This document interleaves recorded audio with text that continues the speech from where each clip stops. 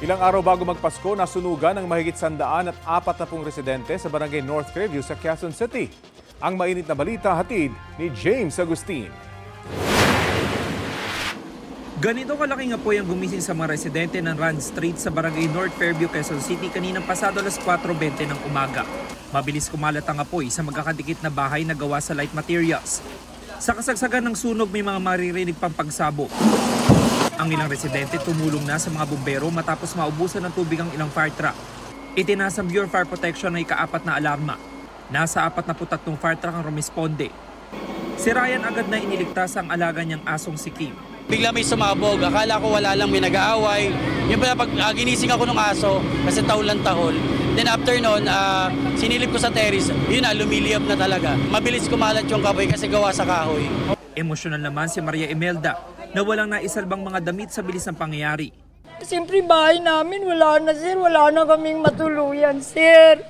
Mga nag-aaral pa yung apo ko, 3. Ang malaga sir, kami ligtas kami, unang pinapasalamat ko kay Lord. Pangalawa, yung aming mga importanteng mga papeles, lalo na po sa pag-aaral ng mga apo ko kasi mga nag-aaral pa po. Natupok din ang bahay ng pamilya ni Fermina. Kwento niya, agad silang lumabas ng kanyang anak at 2 apo. Malaki ng apoy dyan sa uwan namin, ang apoy. Paglabas namin, hindi na ako nakita saan ang daanan. Napula ang sunog matapos sa mahigit 2 oras. Iniimbestigahan pa raw ng BFP ang sanhi ng apoy na nagsimula sa 2 palapag na bahay. Bahagya raw nahirapan ng mga bumbero sa operasyon. May mga double parking kasi sa mga kalsada, maliliit yung kalsada natin, yung mga wire ng kuryente natin, yung mga fire truck, yun lang naman po talaga. Pero yung mga, aside from that, wala naman po, established naman po ating water dito. Establish na yung pag-relay ng water natin, na-suppress naman agad yung fire. Sa kalsada lang po talaga tayo nagka-problema. Sa tala ng mga taga-barangay, umabot sa 33 bahay ang nasunog. Apektado ang 45 pamilya, katumbas ng 141 tao.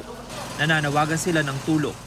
Doon po sa mga, may mga pusong lalo na po Pasko naman. Yun nga po, kung may maitutulong po kayo, kahit ano po. James Agustin, nagbabalita para sa GMA Integrated News.